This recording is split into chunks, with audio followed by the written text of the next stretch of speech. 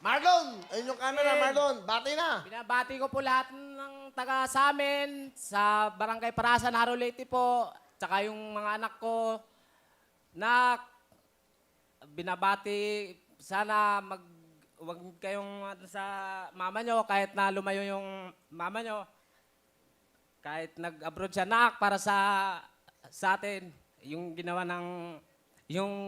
ng mami nyo. Dito lang ako mga anak, aalagaan ko kayo. Hindi ako magsasawa. Bale, ilan ang anak mo, Marlon?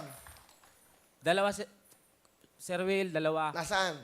Nasa biyanan ko po, iniwan ko po muna. Saan? Ngayon. Opo. So, dalawa anak mo. Ano trabaho mo sa construction? Isa po akong mason, 9 years na. Mason. Oo. Okay. So, yung dalawa mong anak, nasa iyong biyanan. Oo. Ang asawa mo, nasaan? Nasa Saudi ko, Sir Will. Matagal na ba? Bali, 2 months pa lang po mahigit. Kaalis lang. Oo. First time. Oo. Bali, dati na po kasi siyang Malis. umalis. Pagbalik. Pero may ano po kasi siya noon, may punang pamilya. Napangasawa ko po siya, may dalawa po siyang anak. Tapos, nung nalaman ko na hiwalay na sila ng asawa niya sa una, niligawan ko po siya sa Facebook. Naku, sa Facebook, ha? Facebook lang. Okay, tapos? Tapos, yun, Sir Will, nagandaan pa ako sa, sa mukha niya. Tsaka, So, yung dalawang anak, anak nyo, ha? dalawa. May dalawa ka rin anak sa kanya. Oo.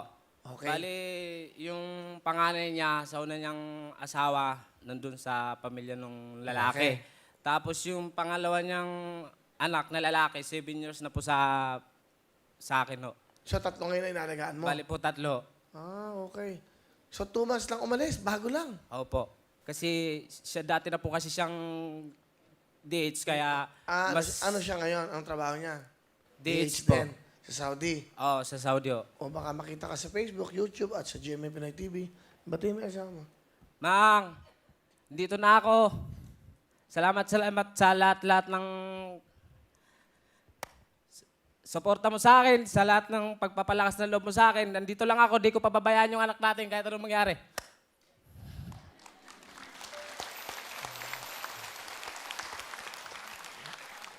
Siyempre, mahirap. Saka 2 buwan pa lang eh. Medyo Oo, tsaka katunayan, Sir Will, yung anak kong 3 years old po, dumidedi pa po kasi. Tapos umalis po yung mami niya. Pag-gising po ng baby namin, yung pag-gising niya, wala na yung mami niya kasi natid ko na ho sa airport. Pag uwi ko ng umaga, yun, hanggang ngayon, parang nahihirapan pa rin yung anak ko tanggapin na, kasi dumidedi pa po siya dun eh. Hindi po namin kasi pinapano yun hindi po kami bumibili ng gatas. Bali po Paano siya ngayon? Paano siya may gatas? Bali po, nakikita ko po siya nahihirapan, tinutulungan ko na lang. Parang nililibang-libang ko lang. Ngayon po kasi naghinto ako ng trabaho kasi yung dalawa nag-aaral. Tapos ako po nag-aasikaso. Marlon, bakit mo pinayagan? Ganyan pala sitwasyon ng buhay niyo. Di sana nagpursige ka na lang. Kasi po, yung po kasi gusto niya, bago po siya nag-50-50 sa hospital. Tapos, kasi maaga pa lang, nalaman ko na patay ng baby. Tapos, sabi sa akin ng doktor, baka raw pati siya. Maapektuhan, magdasal na lang daw po ako. Kaya, nung sa hospital may simbahan, bali po, pumasok pa ako doon. Sabi ko, buhayin niyo lang yung asawa ko. Papayagan ko siya sa gusto niya. Tapos yun, isang idlap, imbalita sa akin ng nurse, okay naman. Tapos, di pa nga pa ako pinapapasok sa operating room. Pinilit ko po, tapos pinagsuot pa ako ng nurse kasi ayoko mawala ang asawa ko. Kasi mahal na mahal ko yun eh.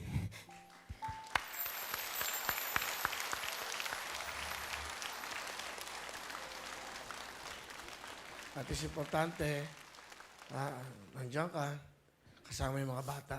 Kasi may mga magulang, hindi na kasama yung mga anak nila. Totally ulila yung mga bata. Maswerte pa rin sila at maswerte ka. Kapiling mo yung mga anak mo. Ganun po kasi nangyari sa akin, Kuya Will, na ulila. Kaya ayoko mangyari sa mga anak ko.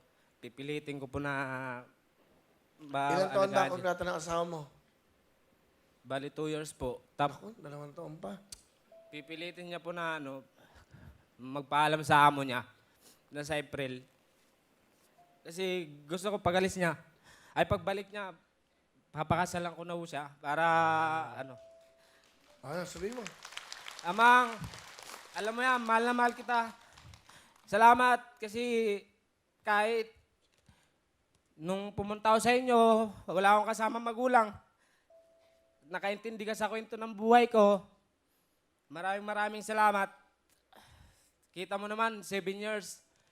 Mang, naghihirap tayo ng 7 years. Yung 2 years, kakayanin natin yon. Tiwala lang, tsaka lagi ka magdadasal. Huwag kang magpapatukso at hindi rin ako magpapatukso. Ako na bahala sa mga anak natin. Maraming salamat at nagporsige ka mga makalis. Salamat, Mang. Ingat ka palagi. Mahal na mahal kita.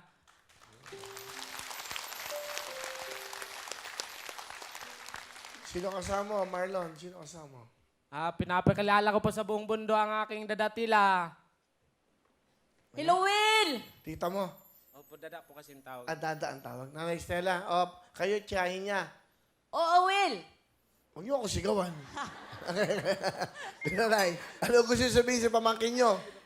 Marlon, magpapakabait ka palagi at sana huwag mong mababayaan ang mga anak mo para hindi matulad sa'yo.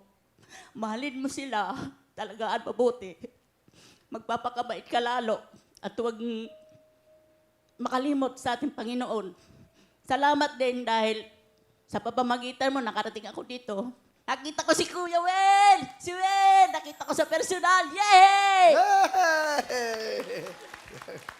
Hey! Ano gusto mo sabihin sa tiyahin mo? Maraming salamat kahit minsan lang tayo nagkita simula nun.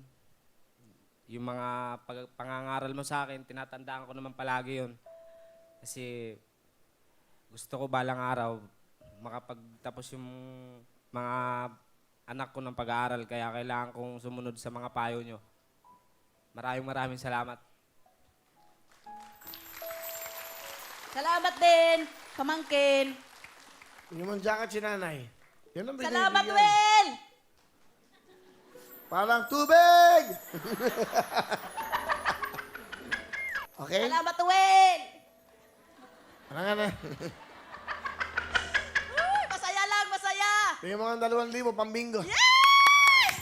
Thank you, Will! Siya na kayo. Marami pa tayong bibigyan. Okay, nanay, ha? Malaki na to, Will!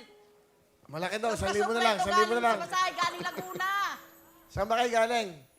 Galing pa akong Laguna. Laguna. Ilan ba anak nyo? 4, Si Mister. Si tatay. construction. Anong trabaho? Labor. Lebor. Mukhang masarap kayo. Parang yung asawa nyo. Tuwan-tuwa. Lagi may bulak sa tenga, no? Lagi.